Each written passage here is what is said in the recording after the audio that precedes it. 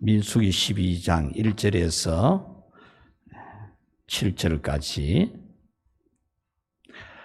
모세가 구스 여자를 취하였더니 그 구스 여자를 취하였으므로 미리암과 아론이 모세를 비방하니라. 그들이 이르되 여호와께서 모세와만 말씀하셨느냐 우리와도 말씀하지 아니하셨느냐 하매 여호와께서 이 말을 들으셨더라. 이 사람 모세는 온유함이 지면의 모든 사람보다 더하더라. 여호와께서 갑자기 모세와 아론과 미리암에게 이르시되 너희 세 사람은 회막으로 나아오라 하시니 그 세 사람이 나아가매 여호와께서 구름 기둥 가운데로부터 강림하사 장막문에 서시고 아론과 미리암을 부르시는지라. 그 두 사람이 나아가매 이르시되 내 말을 들으라. 너희 중에 선지자가 있으면 나 여호와가 환상으로 나를 그에게 알리기도 하고 꿈으로 그와 말하기도 하거니와 내 종 모세와는 그렇지 아니하니 그는 내 온 집에 충성함이라. 아멘. 할렐루야.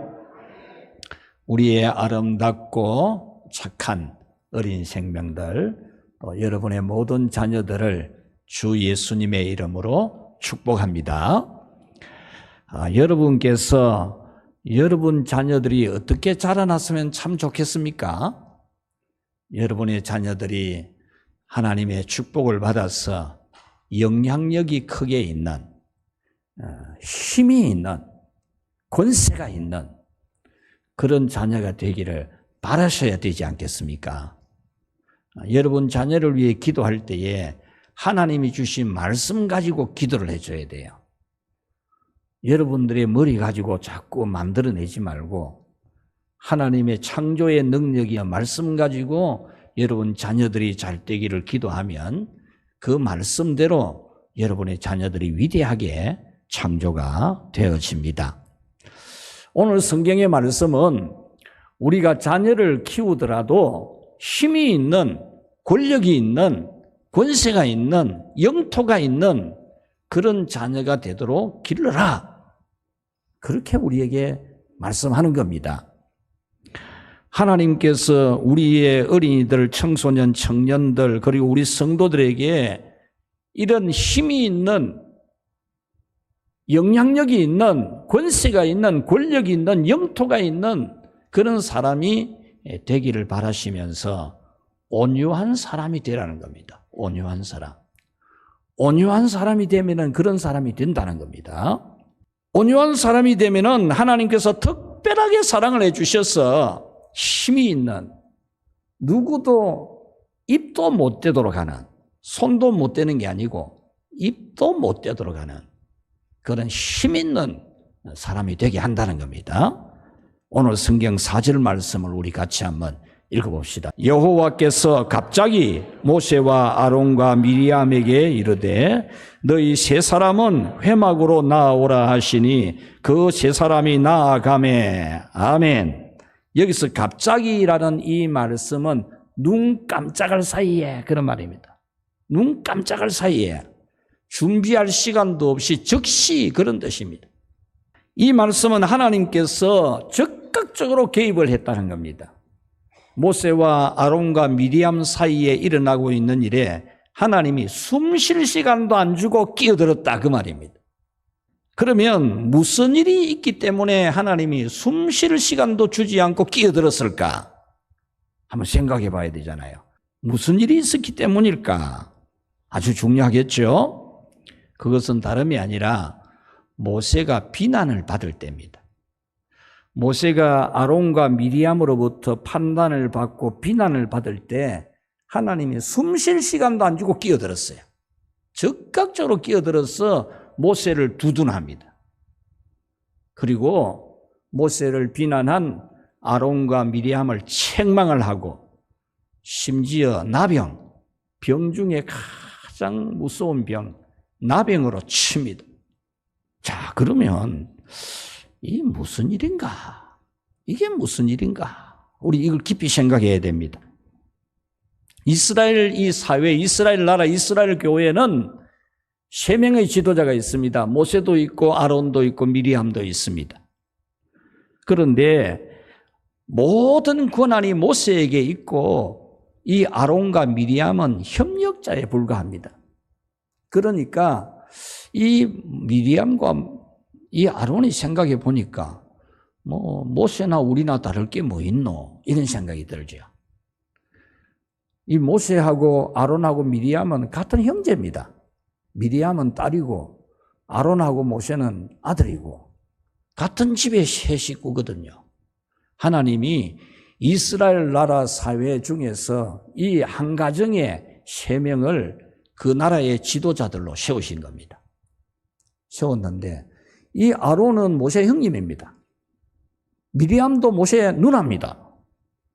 그런데 막내 동생이 모든 권한을 다 가지고 이 형님도 누나도 자존심 상하게 그냥 협력자로만 있게 하니까 시비를 거는 거죠.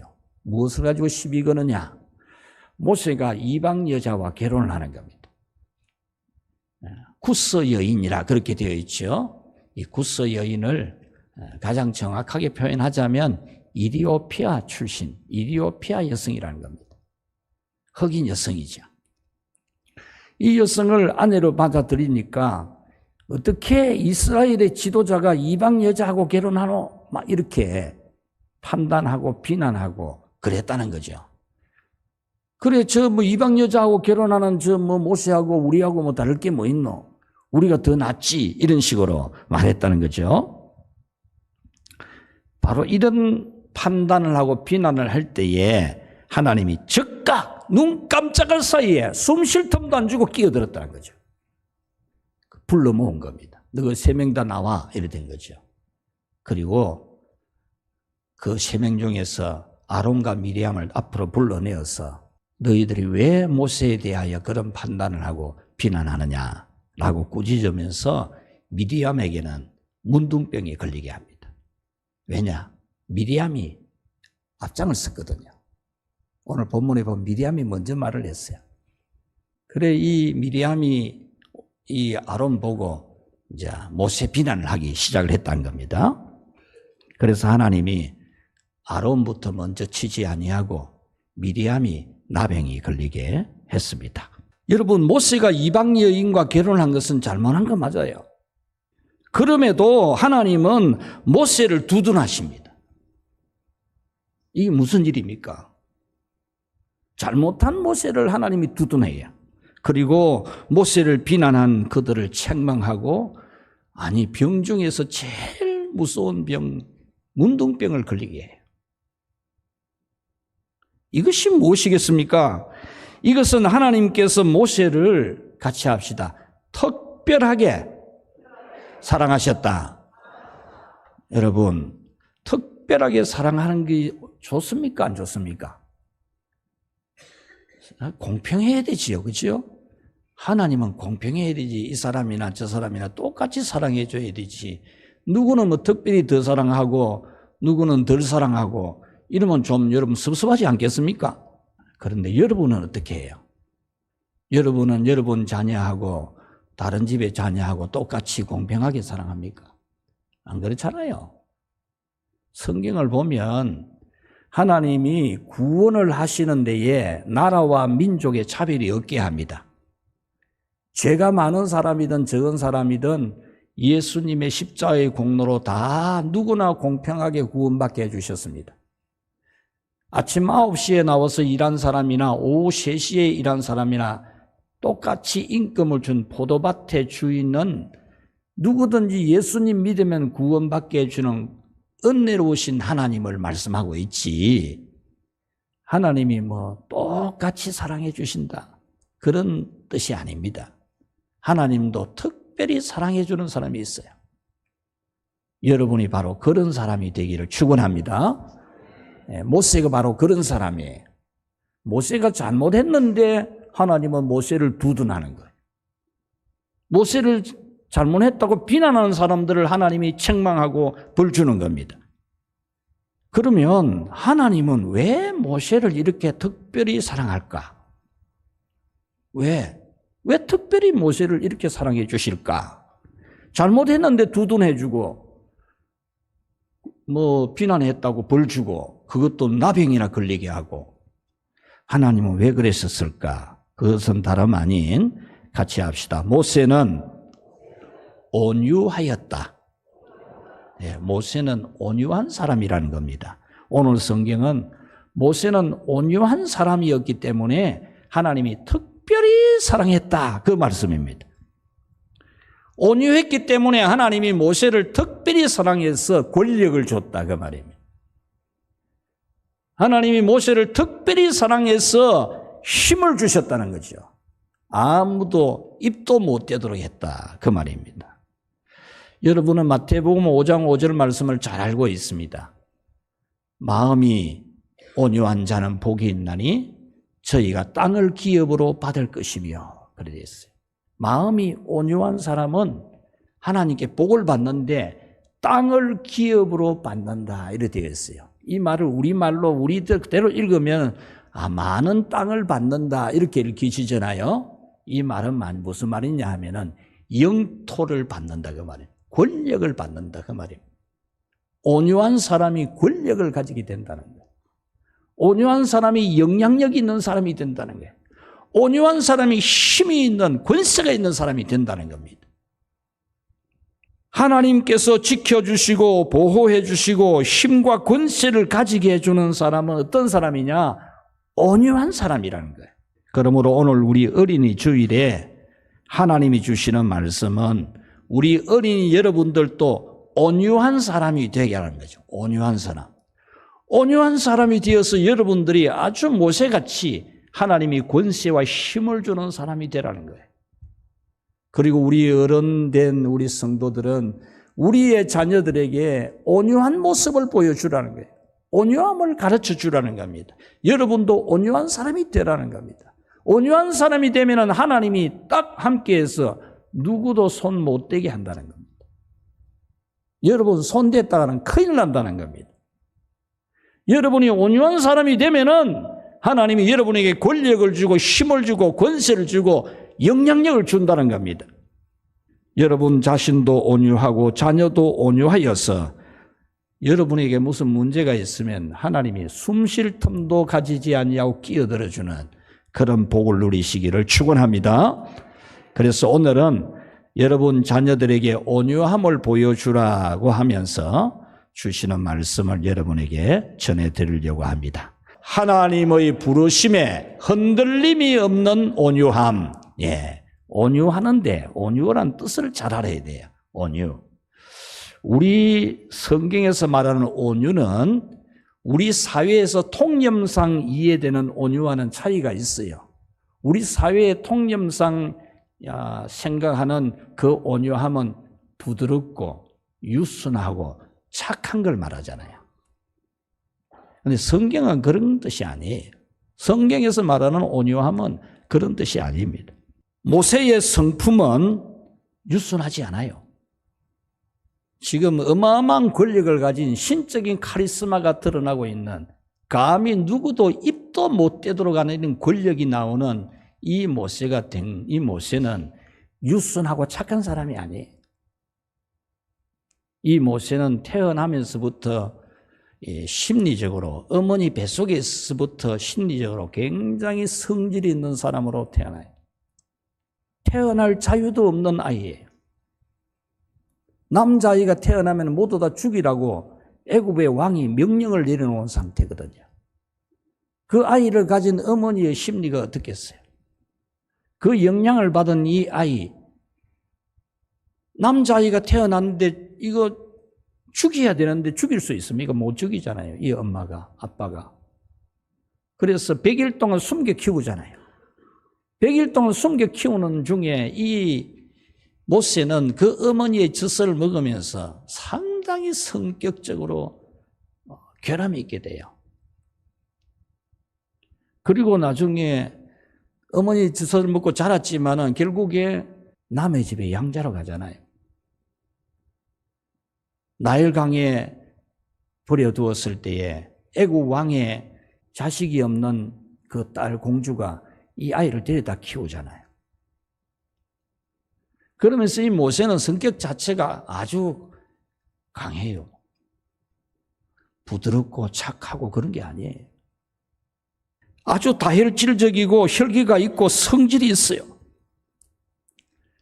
이유야 어쨌든 간에 애굽 사람을 쳐 죽인 사람이잖아요. 그리고 하나님이 돌판에다가 십계명을 새겨 주었는데 하나님이 하나님의 빛으로 돌에다가 십계명을 확 새겨 주었는데 이걸 가지고 오다가 내려와 보니까 백성들이 우상 숭배하고 있으니까 성질이 나가지고 막 집에 던져봤다니까요.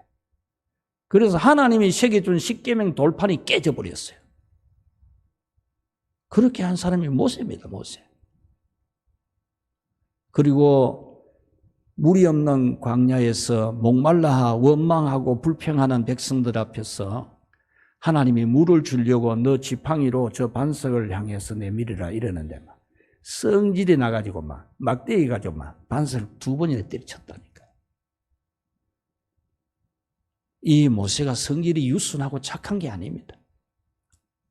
오늘 성경에서 모세를 두둔하고 입도 될 수 없는 통치자의 권력을 주시면서 그가 온유했기 때문이라고 한 말씀, 이건 무슨 말인가라는 거죠. 그것은 다름 아닌 하나님께서 모세에게 맡겨준 일, 모세에게 맡겨준 직무에 대해서 흔들림이 없이 감당했다, 그 뜻입니다. 모세가 온유했다, 성격이 부드럽고 유순했다는 뜻이 아닙니다. 부끄럽고 힘들고 그만두고 싶고 당장 때려치우고 싶지만은 그런 중에도 하나님이 내게 맡긴 직무니까 그것을 묵묵히 감당하고 있는 것, 이것을 두고 온유함이라 그렇게 말한 겁니다. 성질도 있고 혈기도 있지만 하나님이 맡긴 직무이니까 흔들림 없이 충성했다는 겁니다. 자신의 부족이 드러나고 비난이 나오고 반발이 있을 때도 하나님께서 맡긴 직무를 그냥 들어보라 하면서 던져버린 게 아닙니다. 나 못하겠다 이런 게 아닙니다. 사람에 대해서는 성질도 부리고 혈기도 있지만은 하나님께서 맡긴 직무에 대해서는 성질대로 안 하고 혈기대로 하지 않고 묵묵히 감당을 했다 그 말입니다. 그래서 하나님은 모세를 온유하다고 하면서 한 가지 덧붙여준 단어가 있어요. 한번 봅시다. 7절. 그는 내 온 집에 충성함이라. 아멘. 하나님은 모세를 온유하다고 하시면서 온유한 게 뭔지를 설명을 해주면서 7절에서 그는 내 온 집에 충성함이라. 이스라엘 나라 사회, 이스라엘 교회에 하나님이 맡겨준 지도자의 직무에 충성을 다하는, 자기가 비록 실수하고 잘못하고 죄질을 저질렀고 사람들이 비난을 하고 오만 욕을 다 해대도 그 욕을 얻어먹으면서도 그 직무를 꿋꿋하게 감당했다 그 말입니다. 이 말씀을 묵상하니까 이삭의 쌍둥이 2 아들이 오브랩이 되고 있습니다. 에서 장자는 태어날 때 장자로 태어났습니다. 장자 될 기질을 가지고 있습니다. 남자다운 기질이 있습니다. 그런데 이 에스가 어떻게 됩니까? 남자다운 장자의 기질을 가졌는데 권력을 차지하지 못해요. 밀려난다니까요. 밀려나가지고 가나안 땅에 못 살아요. 영토를 차지하지 못해요. 온유한 자는 땅을 기업으로 차지할 것이미로 하고 예수님 말씀했는데 이 남자다운 이 에스는 가나안 땅을 차지하지 못해요. 밀려나 뿌려요. 그래서 광야 에돔 땅으로 가잖아요. 태어날 때도 장자고 기질도 남자고 장자가 받을 영육간의 영토와 권세를 받지 못한 것은 교회를 이끌어 가야 할 장자의 명분을 배고프다고 팔아넘긴 겁니다. 배고프다고. 배고프니까 동생이 팥죽 한 그릇 줄 테니까 장자의 명분 내한테 주이소 이러니까 그래 해라 하고 팥죽 한 그릇 얻어먹고 장자의 명분을 넘겼잖아요. 이게 촐랑대는 게 가벼운 거예요. 무게가 없는 거예요. 깊이가 없는 거잖아요. 이게 온유하지 못한 거예요. 이것을 신약 성경은 뭐라고 말합니까? 망령된 짓을 했다 그 말이에요. 망령된 짓을. 반면에 야곱은 장자가 될 자질이 없어요. 눈먼 아버지를 속이고 축복기도를 받아냅니다. 이 야곱이요. 여러분은 이걸 우리는 좋은 쪽으로도 생각하지만은 평생의 야곱이 양심의 가책 느낄 일입니다. 아버지가 연세가 높아가지고 시력이 가쁘어요. 그런데 축복권은 있거든요. 그래서 축복기도를 받아내야 되니까 눈먼 아버지한테 들어가가지고 형님 목소리를 내는 겁니다. 형님이 축복받아야 되니까 형님 목소리를 지가 내는 거예요. 그리고 형님은 이 몸에 털이 많으니까 지는 털도 없으니까 잡은 짐승 털을 붙여갖고 가가지고 아버지 내가 장자 애씁니다. 축복해 주십시오. 이래가지고 축복기도 받았거든요. 이 평생의 양심 가책이 느낄 일이에요. 이래가지고 무슨 언약 가문의 수장이 되고 목사가 되고 그런단 말입니까? 양심의 가책이 돼서 못할 일이거든요. 그뿐입니까? 배고픈 형님한테 팥죽 한 그릇 그냥 못 주고 장자의 명분 받아내는 이 욕심쟁이 꾀쟁이입니다. 꾀쟁이. 그는 평생의 양심의 가책이 따라다니는 것이었음에도 불구하고 하나님이 자기를 부르셨다는 이 부르심에 묵묵히 순종하며 살아갑니다. 환난이 있어도 시험이 있어도 포기하지 아니하고. 그에게 12명의 아들이 있었습니다. 12명의 아들 중에 한 명을 장자로 세워야 되거든요. 먼저 태어난 것도 장자 세울 수 있지만은 12 중에 누가 이스라엘 사회와 나라와 교회를 이끌어갈 수 있을 것인가 이걸 봐야 되잖아요. 그래서 이 야곱이 12명의 아들 중에 요셉을 특별히 딱 선택합니다. 자식들이 다른 자식들이 11자식들이 10손가락 깨물어 안 아픈 손가락이 어디 있노 이러면서 아버지 보고 왜 차별합니까 이러고 우리는 어디 저 다리 밑에서 주웠습니까? 왜 요셉한테는 채색 옷을 입혀주고 우리한테는 이렇게 삼배 옷을 입힙니까? 왜 요셉한테는 나이키 사주고 우리한테는 고무신 사줍니까? 이런 소리 다 들으면서도 오만 비난과 반대와 그런 조롱을 당하면서도 이 아버지는 요셉에게 공을 들입니다. 왜냐? 이 사회와 나라와 교회를 이끌어 가야 되기 때문에 그 한 사람이 있어야 되기 때문에. 그런데 그 공들인 아들 요셉이 형님들에게 미움을 받아가지고 노예로 팔려가는데 형님들은 아버지한테 와가지고는 그 동생 요셉 옷 벗겨가지고 짐승 피 묻혀가지고 와가지고 아버지 이 요셉 옷 아닙니까? 요셉이 짐승한테 뜯어먹혀 죽은 것 같습니다. 이렇게 이야기하잖아요. 이랬을 때 이 공들인 이 언약 가문을 이끌어가야 될 후계자를 세워야 될 이 아들이 짐승에게 잡혀먹었다라는 이 이야기를 들으면서 이 야곱이요 미칠 것 같은 겁니다. 정신 잃을 일이라니까요.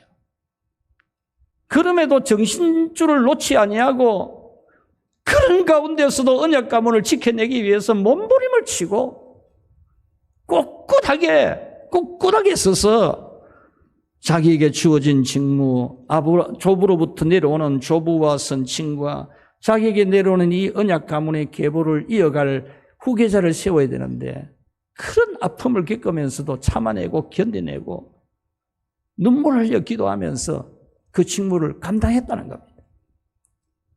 이것이 바로 야곱의 온유입니다. 이런 온유한 야곱에게 이스라엘의 건국자가 되게 합니다. 이 야곱의 12아들이 이스라엘의 12가문을 세워서 건국자의 가문이 되지 않습니까? 땅을 차지하는 복을 받게 합니다. 에스가 아니라 야곱이 가나안 땅을 차지하게 합니다. 권력을 차지하게 하고 영토를 차지하게 한 겁니다. 그러므로 오늘 성경의 온유함은 어떤 상황에서도 낭망하지 않고 하나님께서 부르신 길을 가는 그 삶을 살아가는 것이 온유라는 겁니다. 모든 상황 속에서 주를 찬양할지라 주는 너의 큰 상급, 큰 도움이시라. 주의 얼굴 구할 때 주의 영을 부어사 크신 사랑 안에서 주를 보게 하소서. 내 영혼이 확정되고 확정되어 싸우니 믿음의 눈들어 주를 바라봅니다. 오늘 이 야곱이 그토록 자기는 깨정이고 찌질이고 참 양심에 가책될 일 많고 남들이 알면 부끄러울 일이고 다들 인간 같지 않게 보고 그래도 하나님이 자기를 부르셨다는 이 부르심에 일평생 묵묵히 그 직무를 감당하는 마음을 확정 짓고 살아가는 그런 야곱이었다는 겁니다. 여러분, 온유하여서 땅을 기업으로 권력을 차지한 분이 또 한 분이 있습니다. 바로 예수님입니다. 예수님은 자기를 소개하면서 나는 마음이 온유하고 그랬습니다. 예수님이 첫 번째 자기 소개는 나는 온유한 자다 그랬어요. 예수님의 온유함은 뭡니까? 부드럽고 유순한 게 아니고 성부 하나님이 자기에게 주신 십자가의 직분을 감당하는데 그것이 너무나 고통스러운 거지만 비난과 조롱과 멸시와 옷벗김을 당하고 채찍을 당하고 살찜이 떨어져 나오고 온몸이 피투성이가 되고 목이 말라 내가 목마르다 하시면서 죽어가셔야 되었던 그 고난의 그 직무를 내 뜻대로 마시옵고 아버지 뜻대로 되기를 원합니다라고 기도하면서 그 직무를 묵묵히 감당한 온유함이었다라는 겁니다.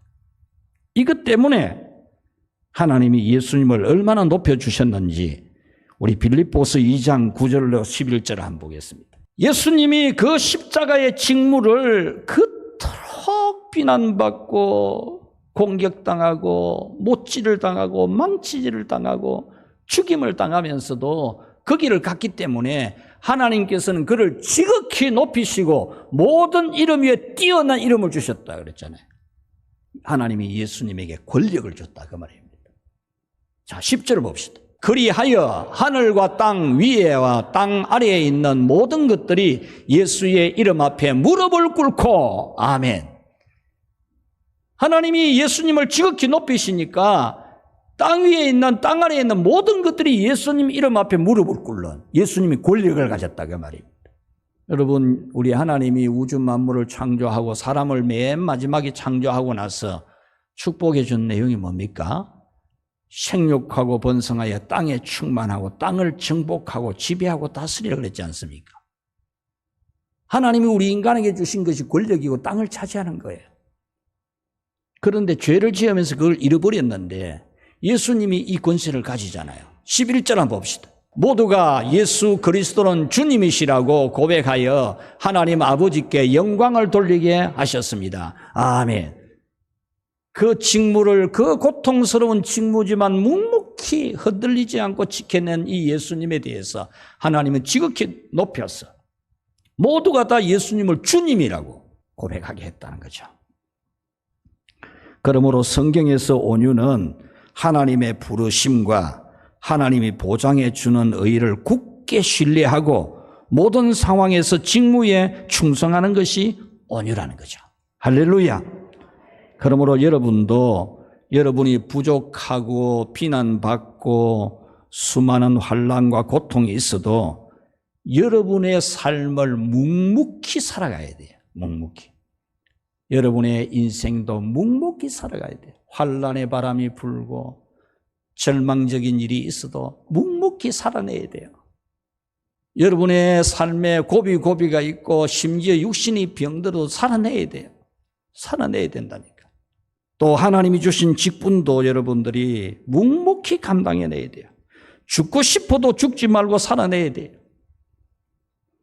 그것이 예수님을 닮는 겁니다, 여러분. 예수님은 마음이 온유한 자입니다. 예수님 닮아라 하니까 뭐 선한 일 하고 이런 정도로 생각하면 안 돼요. 그거는 윤리 도덕에 불과해요.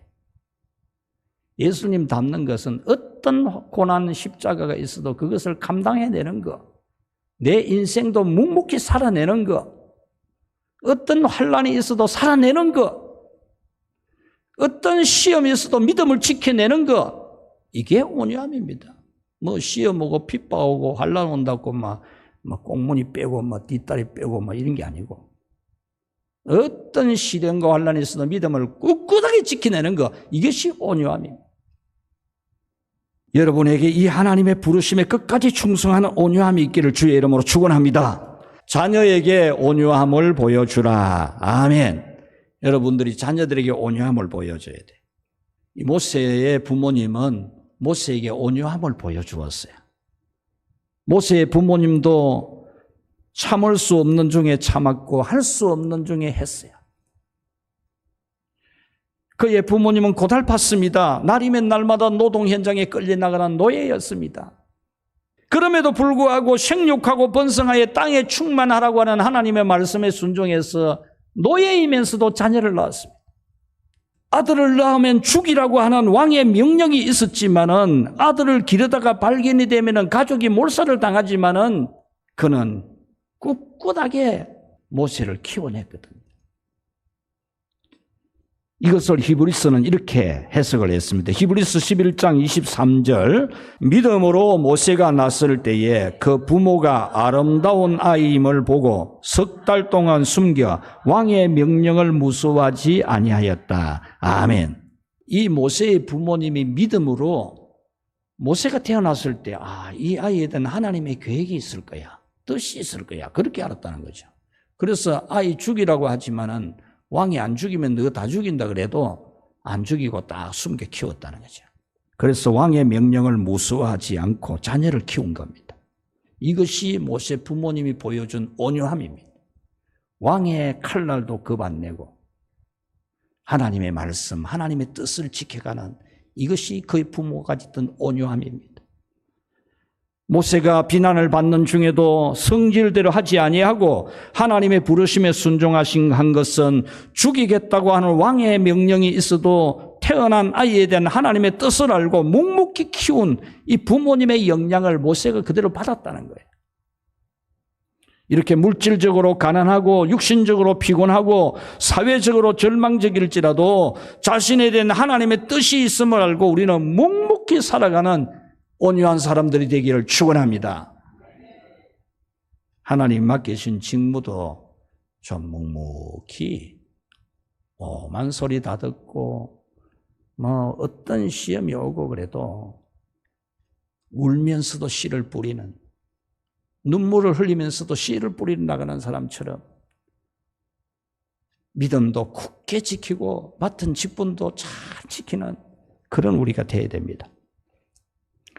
그리스 시인이자 소설가 니코스 카잔차키스는 어린 시절을 잊을 수 없는 추억이 하나 있었습니다. 이 아이의 자라난 고향은 포도 농사를 짓고 여름이 되면 포도 수확을 해서 집에 마당에도 포도를 말리고 길에도 포도를 늘어놓고 말리는 이 풍경이 아름다운 그런 마을에서 자라났습니다. 금포도를 만들기 위해서 포도를 늘어놓는데 어느 날도 그의 가족들은 포도밭에 가서 포도 수확을 합니다. 그런데 갑자기 폭우가 쏟아져서 하수구가 넘치고 물이 범람해서 길바닥이 강물처럼 흘러갑니다. 마당에 늘어놓았던 포도나 길에 늘어놓았던 포도나 온 동네 금포도를 만들려고 늘어놓았던 포도는 다 떠내려갔습니다. 그의 아버지는 포도를 따다가 말고 비가 오자 집으로 쫓아갑니다. 달려갑니다. 이 카잔차키스도 뒤따라 쫓아갑니다. 힘들게 농사지어 건조하던 포도가 다 떠내려가자 온 동네가 울음바다가 됩니다. 먼저 집으로 달려가신 그 아버지는 집 대문간에 떡하니 서 계시면서 뒤따라 뛰어온 그 아들, 이 카잔차키스가 아빠에게 포도가 다 없어졌어요 하면서 울먹입니다. 이것을 본 아버지가 시끄럽다. 우리는 없어지지 않았다. 포도는 다 없어져도 우리는 없어지지 않았다. 카잔차키스는 그 순간을 절대로 잊지 못한다고 자서전에 기록을 했습니다.